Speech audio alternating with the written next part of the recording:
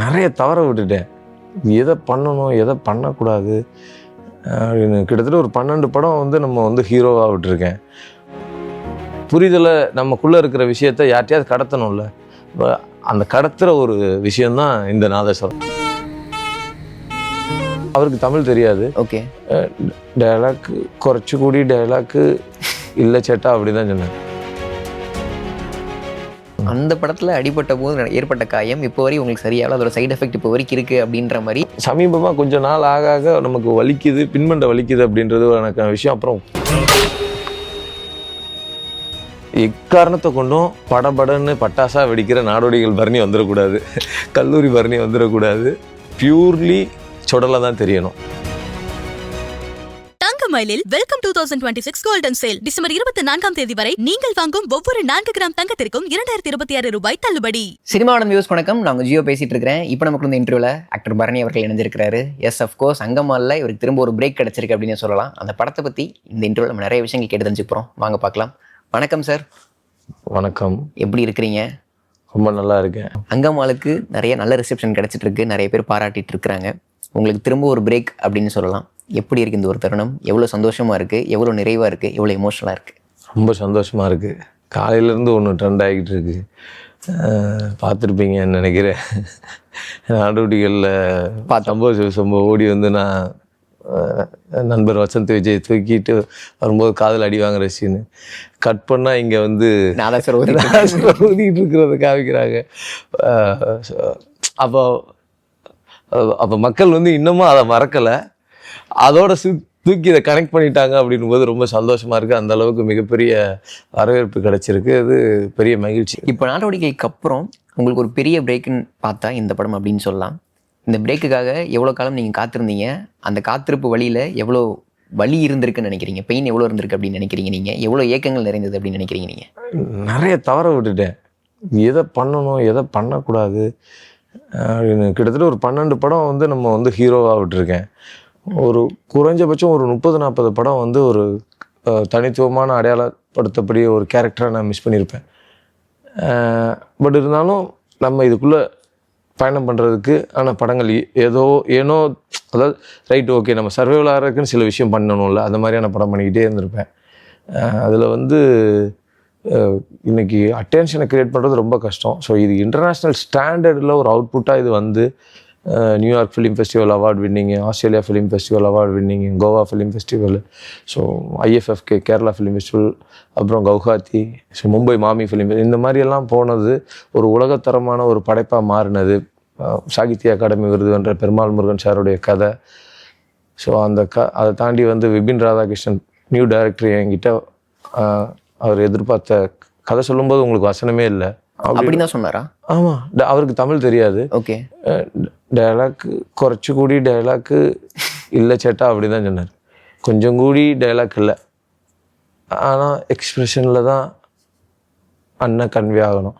அண்ணன் ஒரு பெயின்ஃபுல்லான ஒரு ஆள். அவருக்கு தமிழ் வராது. மதுரையில் நம்ம தோட்டத்தில் உட்காந்து கதை கேட்குறேன், எனக்கு ரொம்ப சந்தோஷமாக போச்சு. ஏன்னா இது நம்மளோட கலக்கலன்னு ஜாலியாக பார்த்துட்டு இப்போ லாஸ்ட்டாக வந்து தணல் முதற்கொண்டு படபடன்னு பட்டாசாக இருக்கும். ஸோ இப்படி பார்த்துட்டு நீ வேற ஒரு ஜானரில் இவர் சொல்லணும்னு நம்மளை காட்டணும்னு ஒரு முயற்சி பண்ணுறாருல.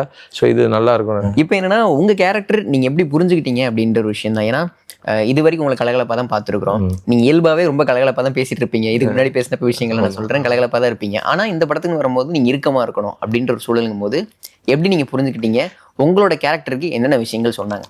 ஏன்னா ஒரு கட்டத்துக்கு மேலே உங்கள் அங்கம்மாள் என்ன சொல்லுவாங்கன்னா, முன்னாடிலாம் ரொம்ப அடிதடியும் சண்டை அந்த மாதிரி இருந்தாப்புல, ஆனால் இப்போ கொஞ்சம் அமைதியாகிட்டாப்புல அப்படின்ற மாதிரி ஒரு விஷயம் சொல்லுவாங்க. அந்த அமைதிக்கு அப்புறம் தான் உங்களுக்கு வந்து அந்த நாதஸ்வரம் அப்படின்ற விஷயம் வந்து சேர்ந்துச்சா?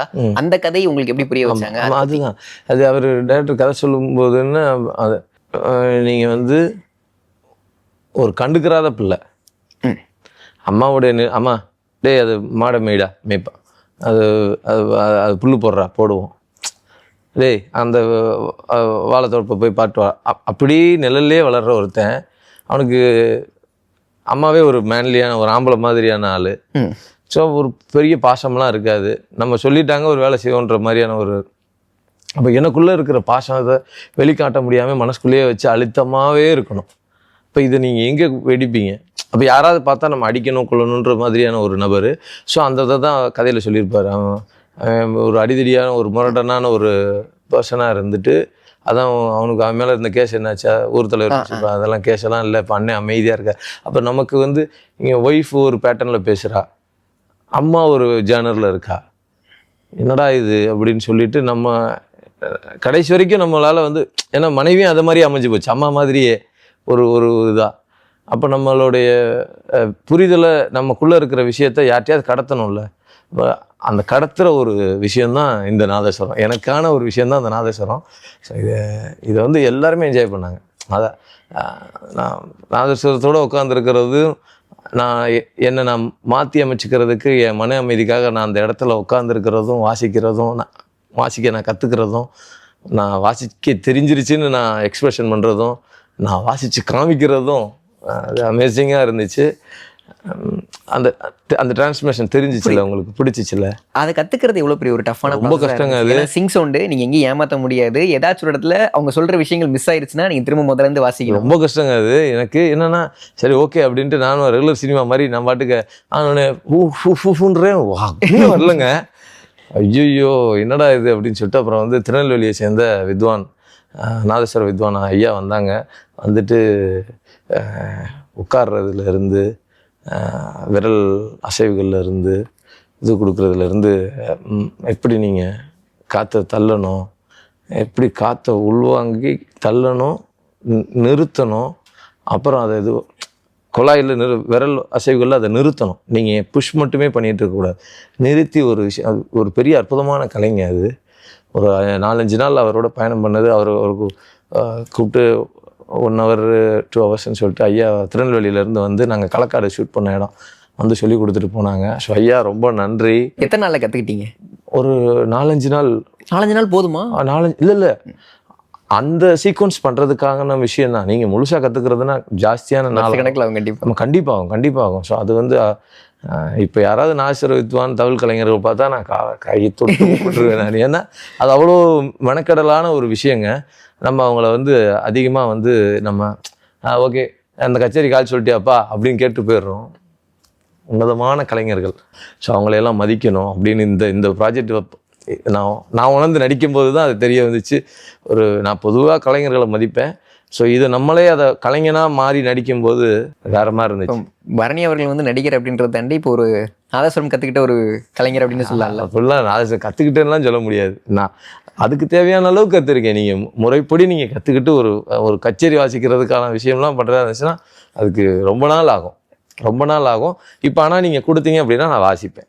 ஓகே, எனக்கு தெரிஞ்சதை செய்வேன். ஓகே, ஒரு ஃபீல் ஏற்படுத்துறதுக்கு என்னால் முடியும். ஸோ அந்த அளவுக்கு தான் கற்றுருக்கேன். ஓகே, இப்போ நாதஸ்வரம் விஷயம் சொன்னீங்களே, இந்த மாதிரி அங்கமாலுக்கு வேறு என்ன விஷயங்களில் உங்களை தயார்படுத்திக்க வேண்டியதாக இருந்துச்சு? என்னென்ன விஷயங்கள் கொஞ்சம் புதுசாக இருந்துச்சு, உங்களுக்கு சவாலாக இருந்துச்சு? இந்த மாதிரி பண்ணதில்லை. சிங் சவுண்ட் நீங்கள் சொல்லிட்டீங்க, நாதஸ்வரம் சொல்லிட்டீங்க, இந்த மாதிரி வேறு என்ன விஷயங்கள்? அங்கமாலை பொறுத்த வரைக்கும் டயலாக்கே இல்லாமல் அமைதியாக வந்து எக்ஸ்பிரஷனில் காமிக்கிறன்றது எனக்கு கொஞ்சம், அந்த கண்ணு தான் அங்கே நிறைய இடத்துல பேசணும் அப்படின்றது தான். பேசும்போது அது ஒரு சின்ன பேக்ரவுண்டில் எக்காரணத்தை கொண்டும் படபடன்னு பட்டாசாக வெடிக்கிற நாடோடிகள் பரணி வந்துடக்கூடாது, கல்லூரி பரணி வந்துடக்கூடாது.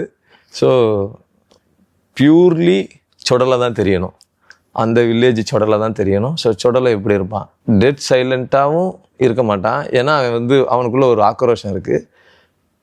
சம்டைம்ஸ் அவன் வெடிக்க தயாரானா கூட, நீ ஒரு கலைஞன், நீ இதுக்குள்ளே ஈடுபடாத, நீ தனித்து வாழ அப்படின்ற மாதிரியான ஒரு விஷயம் இருக்கும். அம்மா கேட்பாங்க, நம்மளே இன்னைக்கு தான் 30 வருஷமாக கஷ்டப்பட்டுக்கிட்டு இருக்கோம், உனக்கு ஏதாவது வருத்தம் இருந்தால் சொல்லு அப்படின்னு. என்னைக்கு கேட்குற என்னைக்கு கேட்குற நீ அப்படின்றது தான் அந்த எமோஷன். எதாக இருந்தால் சொல்லு அப்படின்னு. அது ஏதோ அவங்க தகவலை தெரிஞ்சுக்கிறதுக்காக நம்மளை கூப்பிடுற மாதிரி இருக்கும். அவன் வந்து சாம சுருட்டை குடிச்சு தூங்கு இருக்குங்களா, அது அவ்வளோதான். அதுக்கு மேலே வந்து மனசு போட்டு குழப்பிக்காத, சுருட்டை குடிச்சு தூங்கு, சொன்னால் மட்டும் நீ கேட்கவா போகிற, எனக்கு தான் தெரியுமே உன்னை பற்றி அப்படின்றது. ஸோ ஒரு ஸ்கேலில் நடிச்சிக்கணும் அப்படின்னு முடிவு பண்ணேன் நான். அது இதுதான் பண்ணணும்னு எதிர்பார்த்து நான் பண்ணேன். ஏன்னா இதுக்குள்ளே இப்படி தான் போகணும், இது இப்படி போனால் தான் இங்கே வந்து பஸ்ட் அவுட் ஆகுறதுக்கு கரெக்டாக இருக்கும் அப்படின்னு நான் பிளான் பண்ணேன்.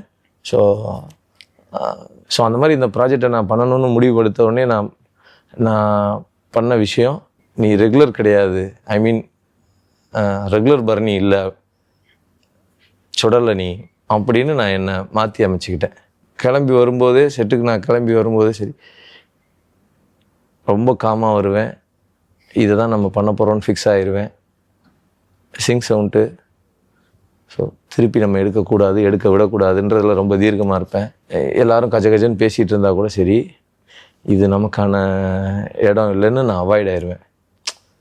ஏன்னா இந்த ஷாட்டுக்கு அப்புறம் இந்த ஷாட் எடுக்கிறதுக்கு ஒரு டைம் கிடைக்கும், அதில் எல்லாருமே பேசி அந்த மூடை மிக்ஸ் பண்ணிடுவாங்க. ஸோ அந்த மாதிரி ஆயிடக்கூடாது. அப்படி ஆயிட்டோம் அப்படின்னா நமக்குள்ளே இருக்க இயல்புத்தன்மை, ஐ மீன் நார்மலாக இருக்கிற ஒரு பரணி வெளியில் வந்துடுவார் அப்படின்றதுல நான் ரொம்ப கவனமாக இருப்பேன். அப்போது அது ரொம்ப நல்லா பீஸ்ஃபுல்லான ஏரியா. போவா மரத்தடியில் சேர போடு அப்படின்ட்டு நான் பாட்டுக்கு போயிட்டு உட்காந்துருப்பேன், நியூஸ் சென்டர் படிச்சுட்டு இருப்பேன், என்ன தகவலோ என்னதான் படிச்சுட்டே இருந்துட்டு நீட்டாக ஷார்ட் ரெடி அப்படின்னு நான் பாட்டுக்கு வருவேன், காமாக நடிச்சுட்டு போயிட்டே இருப்பேன். அதுக்கேற்ற மாதிரி எனக்கு அந்த சூழ்நிலைகளையும் நான் மாற்றி வச்சுக்கிட்டேன். அந்த லொக்கேஷன் எனக்கு நல்லா ரொம்ப சப்போர்ட் பண்ணுச்சு. எனக்கு நான் நல்லா நடிக்கிறதுக்கு முக்கிய காரணம் அந்த லொக்கேஷனும் கூட எனக்கு மன அமைதியை ஏற்படுத்தி விட்டுச்சு. நீங்கள் உங்களோட வாழ்க்கையில் உங்களோட சின்ன வயசு அந்த பருவத்தில் சந்திச்ச நிஜ அங்கமாள்கள் பற்றி பேசலாமா, நிஜ பவளத்தை பற்றி பேசலாமா? இருக்காங்கல்ல, நம்ம வீட்லேயே இருக்காங்கல்ல. காலையிலேருந்து சாயங்காலம் வரைக்கும் கஷ்டப்பட்டு நம்ம ஒரு 100 ரூபா கொடுத்துருப்போம், அது பெருசாக தெரியாது. சடனாக வந்த உடனே ஒருத்தர் நம்ம நல்லா இருக்கியா அப்படின்னு கஷ்டப்பட்டு நம்ம 100 ரூபா கொடுக்குறோம், அதை வந்து வேல்யூடாக பார்க்க மாட்றாங்க. அதே விஷயம் இப்போ ஒருத்தன் ஜாலியாக வந்துட்டு என்ன ஏதுன்னு ஒரு டேக் இட் ஈஸியாக இருக்கிறவனை பார்த்த உடனே சொல்லுப்பா வைப்பா என்னப்பா ஏதுப்பா அப்படின்னும் போது என்னடா உலகம் இது அப்படின்னு தோணும். இது எல்லார் வீட்லேயும் இருக்குது. நீங்கள் உங்கள் வீட்டில் நீங்கள் போய் கேட்டீங்க அப்படின்னா தோணும். உங்கள் வீட்டில் இருக்கா இல்லையா? எல்லார் வீட்லேயும் இருக்கு, எல்லார் வீட்லேயும் இருக்குது. ஸோ அதை நம்ம பேசுகிறதுல நிஜ பவளங்கள் நிறைய இருக்காங்க, நிஜ சுடலைகள் அதிகமாக இருக்காங்க. பாதிக்க சொல்லலை. நீங்கள் சுடலையே பவளமா? 100% நான் சுடலை தான். அதனால வாழ்க்கையிலுமே நீங்கள் சுடலை தான்? நிஜ வாழ்க்கையிலுமே நான் சுடலை தான். அப்போ என்ன பண்ணுவாருன்னா, சுடலை வந்து அவங்க மனைவியை கத்திட்டு அடிக்க போவார். அப்போ நீங்கள் வந்து ஒரு கெட்ட வார்த்தை சொல்லிட்டு அடிக்க போவீங்க. அந்த அடி வந்து கொஞ்சம் பவர்ஃபுல்லாக இருக்கும், ஆனால் நடிக்கணும் அந்த இடத்துல. அந்த அடிக்கிற அடியுமே ரொம்ப இயல்பாக இருந்துச்சு. ஊரில் ஒரு சண்டை நடக்குது, திருவிழாவில் இங்கே சண்டை நடக்குது, அவளை அடிக்க எனக்கு கோபம் தான் வருதே தவிர அவன் அங்கிட்ட என் பொண்டாட்டி இங்கிட்ட எங்கள் அம்மா. ஸோ நான் அடிக்கலாம், நான் அவங்க மேலே அடிக்கவே இல்லை. அந்த கை அவ்வளோ பவர்ஃபுல்லாக இருந்துச்சு, ஆனால் அது இயல்பாக இருந்துச்சு. ஆமாம், அது எப்படி, அது எங்கே பார்த்து அதை பிடிச்சிங்க? அந்த மாதிரி நம்ம கை வாங்கலாம், ஆனால் அடிக்கக்கூடாது. இது ஏற்கனவே எங்கள் அண்ணன் சமுத்திரக்கனி என்ன சொல்லி கொடுத்தது தான். எதில் நாடோடிகளில் நம்ம பயங்கர ப்ரெஷர் ஆகும், சாந்தினி தேவா போய் அடிக்கணும்னு முடிவு பண்ணுவோம். ஓகேவா? அது பார்த்தீங்கன்னா அடிக்கவே கிடையாது. நான் அடித்தது வந்து லென்ஸை தான், ஆனால் விசில் பறக்கும். ஸோ அந்த மாதிரி நமக்கு கற்றுக்கிட்டோம்ல, நல்ல குருநாதர்கள்ட்ட கற்றுக்கிட்டு வர நம்ம இங்கே வந்து நான் பார்க்கும்போது அப்படின்னு போகுமே தவிர அங்கே அடிக்காது. அதே மாதிரி நான் சொல்லிட்டேன், அம்மா தயவு செஞ்சு சர்வீஸ் டைமிங்கில் இழுத்துருங்க மீன்ஸ் வந்து அது தவறாயிடக்கூடாது. ஏன்னா அடிக்கிறதுல என்னுடைய இன்டென்ஷன் அடிக்கிறது இல்லை, காயப்படுத்திடக்கூடாதுன்றது நான் தெளிவாக இருக்கேன். அதே நேரத்தில் இது கன்வே ஆயிடணும், நான் உன்னை அடிக்க தயாராகிட்டேன்றது கன்வே ஆயிடணும். ஸோ எல்லாமே அது ஒரு இதுதான் பிரதர். நமக்கு தெரியும், அந்த மீட்ரு தெரியும், நம்ம இதை சரியாக தான் பண்ணுறோம், இதை தவறாக பண்ணுறோம் அப்படின்னு. அது சினிமா ஒரு மேஜிக். ஓகே, அந்த மேஜிக் நடந்துருச்சு அப்படின்னா அந்த மூமெண்ட்டில் எல்லாமே எக்ஸைட்மெண்ட்டாக ஒரு மாதிரி பார்ப்பாங்க, மிரட்சியாக பார்ப்பாங்க. ஸோ அது நடந்துருச்சு. இப்போ ராம் சார் படம் பார்த்து பாராட்டினார்னு சொன்னீங்க, கார்த்திக் சுப்ராஜ் அவர்கள், அப்புறம் ஸ்டோன் பெஞ்ச்லேருந்து கார்த்திகேயன் அவர்கள் படம் பார்த்து பாராட்டினாங்க அப்படின்னு சொன்னீங்க. இந்த மாதிரி நிறைய டேரக்டர்ஸும் படம் பார்த்துட்டாங்க அப்படின்ற ஒரு விஷயம் கேள்வி போட்டு அவங்க நிறைய ட்வீட்டும் போட்டிருந்தாங்க. இந்த டேரக்டர்ஸ் படம் பார்த்தாங்க, என்னென்ன பாராட்டுகள் சொன்னாங்க? முக்கியமாக ராம் சார் என்னென்ன விஷயங்கள் சொன்னார், கார்த்திக் சுப்ராஜ் அவர்கள் என்னென்ன விஷயங்கள் சொன்னாங்க? வெற்றிமாறன் சாரும் படம் பார்த்துட்டாருன்னு கேள்விப்பட்டோம். ஆமாம், எல்லாருமே படம் பார்த்துக்கிட்டு இருக்காங்க, படம் பார்த்துட்டாங்க. சசிசார் படம் பார்க்குறேன்னு இருக்காங்க. டே 1 அவங்க தான் வந்து சசிசாருக்கு நன்றி சொல்லணும். ஏன்னா அவங்க தான் வந்து ட்ரெய்லர் ரிலீஸ் பண்ணாங்க. காலைல படம் ரிலீஸு, வாழ்த்துக்கள் ரத்தம்பி, நல்லா வரணும்டா அப்படின்னாங்க. ஸோ இந்த இடத்துல நான் சசிகுமார் சார் நன்றி தெரிவிச்சுக்கிறேன். அண்ணன் ஹைதராபாத்தில் ஷூட்டில் இருக்காங்க, சமுத்திரக்கனி அண்ணன். ஸோ நான் பார்த்துறேன்டா, என்னடா நான் பார்க்காம, ஏன்னா ஏற்கனவே சேரன் சாரோடைய ஜேர்னி வெப்சீரிஸ் நான் பண்ணியிருக்கும்போது, சோனி லெவலில் பண்ணியிருக்கும்போது அதில் ஒரு வேறு பரணி இருப்பார்.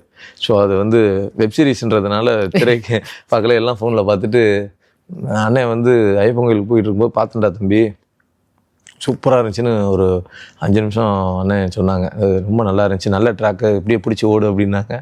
ஸோ அந்த மாதிரி நல்ல படங்களை வந்து அப்படி ஒரு பாராட்டு வரும் பட்சத்தில் அந்த மாதிரி நம்ம தேடி தேடி எடுப்போம் அப்படின்றதன் வெளிப்பாடு தான் இந்த மாதிரியான ஒரு மேட்ரு. ஓகே. எல்லார் டைரக்டரும் சேரன் சார் வந்துட்டு ஏய் இந்த நாதஸ்வரம் வாசிக்கு என்னடா சிவாஜி கணேசன் மாதிரி வாசிச்சுட்டேன் அப்படின்னாரு. அப்பா நீங்கள் வேற. நான் எனக்கு தெரிஞ்சதை வாசித்தேன் அவ்வளோதானே தவிர, ஆனால் அது அவங்களுக்கு பிடிச்சிருந்துச்சு. இப்போ கொஞ்சம் ஃப்ளாஷ்பேக் போய் பரணி பற்றி இன்னும் நிறைய விஷயங்கள் கேட்டு தெரிஞ்சுக்கணும் அப்படின்னு ஆசைப்படுறோம். சொல்லுங்கள். இனிஷியலி கல்லூரி தான் உங்கள் முதல் படம்.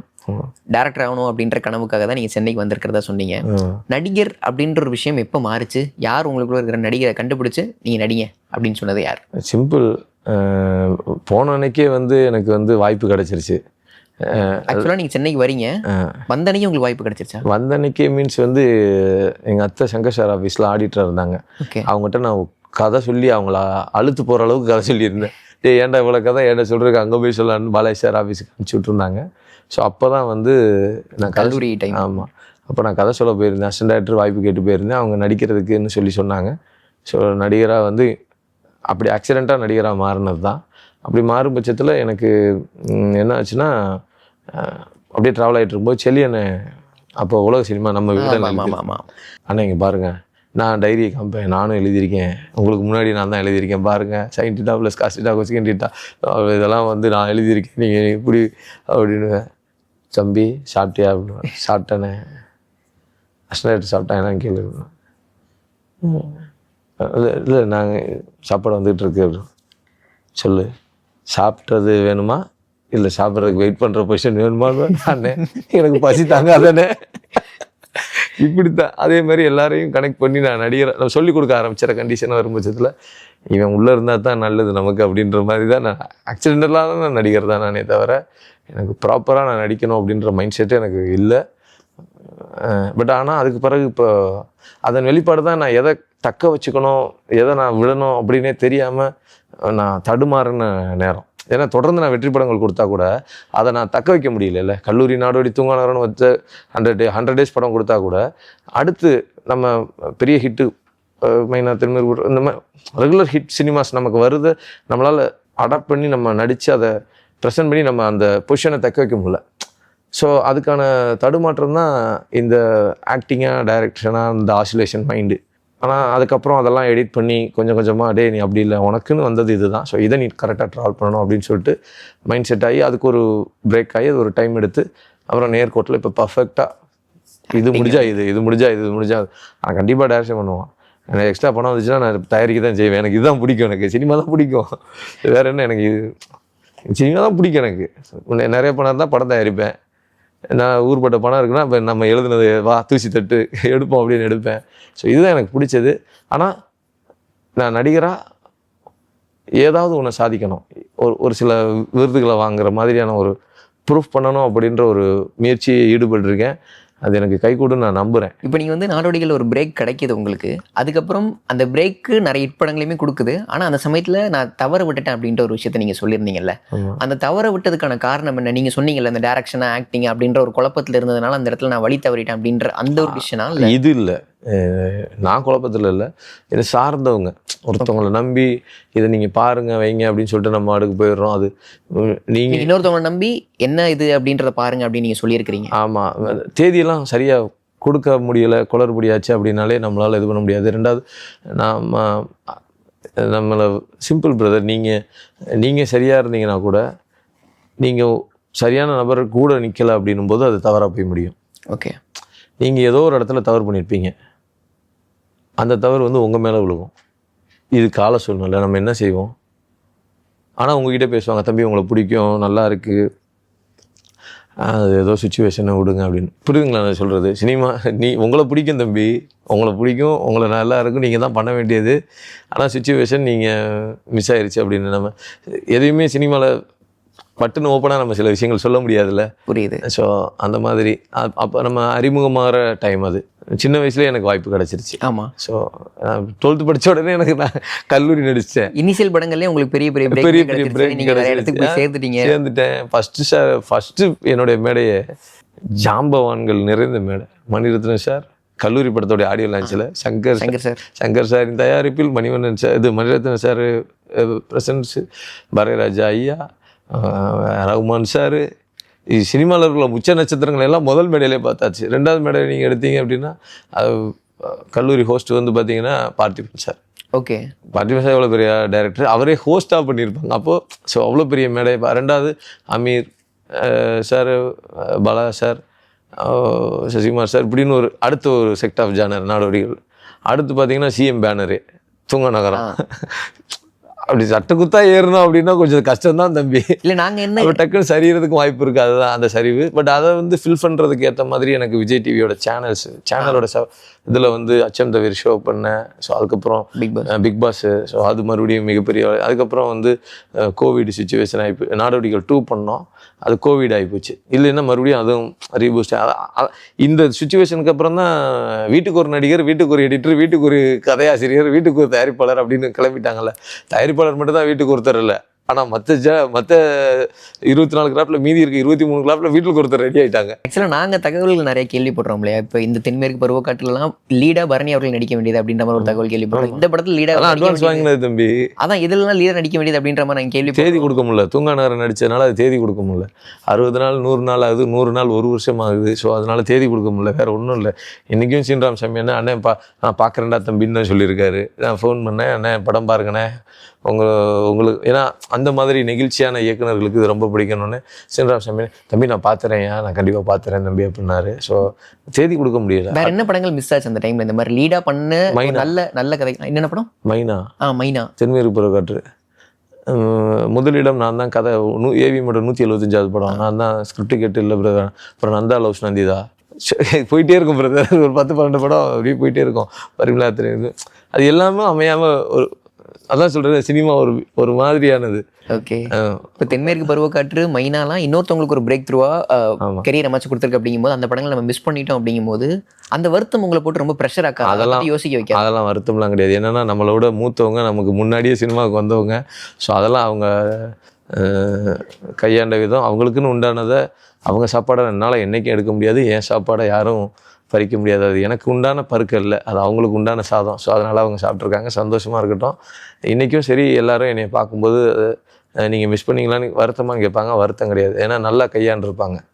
ஸோ அதுக்கப்புறம் வந்து தென்மேற்கு பருவக்காற்றுக்கு அப்புறம் வந்து விஜய் சேதுபதி என்ன இன்றைக்கி வந்து பிக் பாஸ் ஹோஸ்ட் பண்ணுற அளவுக்கு வந்திருக்காங்கன்னா அதை அவங்க கையாளக்கூடிய திறமையே அவங்க இருக்குது அவங்களுக்கு.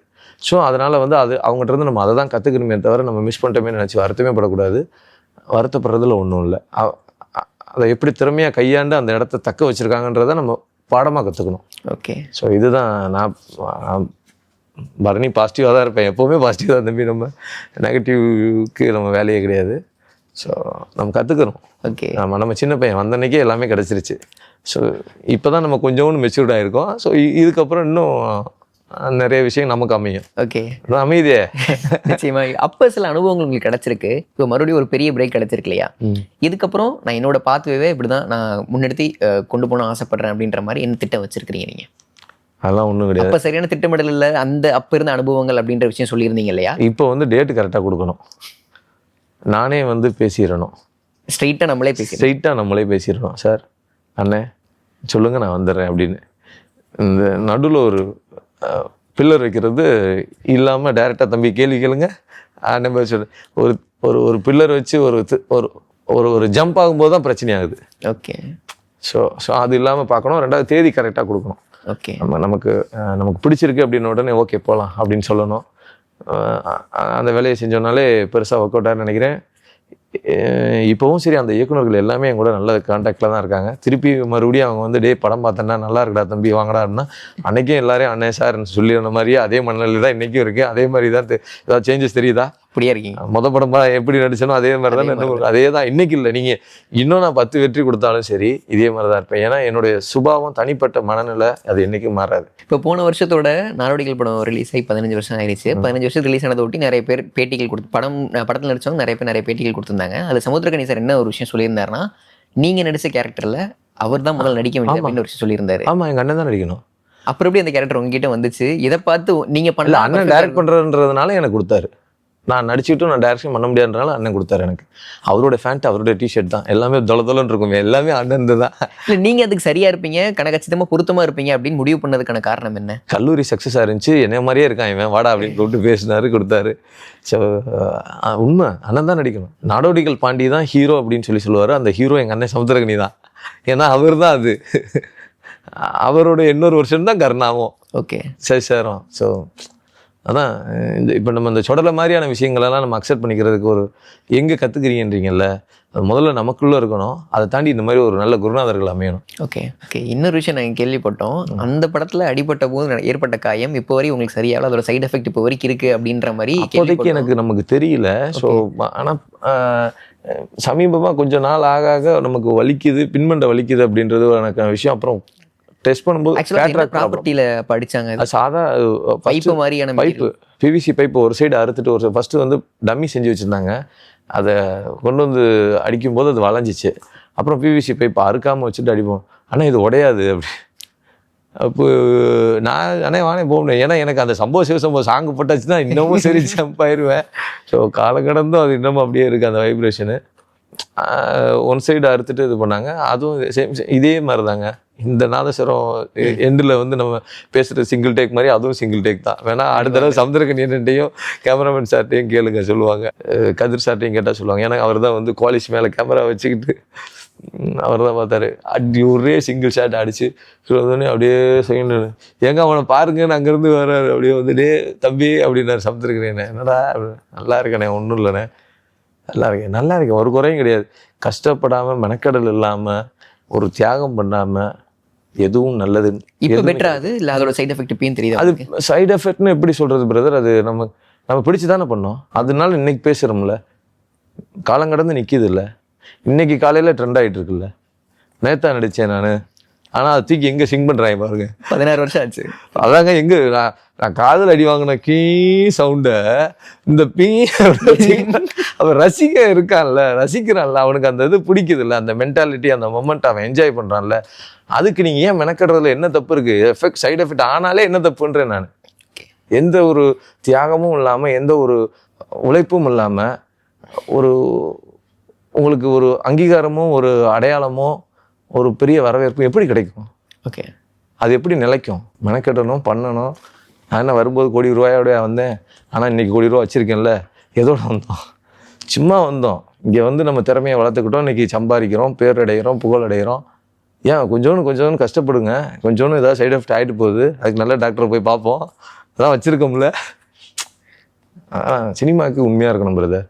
ஓகே சார், ரொம்ப நன்றி உங்கள் நேரத்துக்கும் உங்கள் பொறுமைக்கும். அங்கம்மாள் பற்றி நிறைய விஷயங்கள் எங்களுக்காக ஷேர் பண்ணிட்டீங்க. Thank you so much. Thank you so much. புத்தாண்டு கொண்டாட்டமாக தங்கமயில் வழங்கும் வெல்கம் 2026 கோல்டன் சேல். நீங்கள் வாங்கும் ஒவ்வொரு 4 கிராம் தங்கத்திற்கும் 2026 ரூபாய் தள்ளுபடி. இச்சலுகை டிசம்பர் 24 வரை மட்டுமே. தங்கம் வாங்க தங்கமயிலுக்கு வாங்க.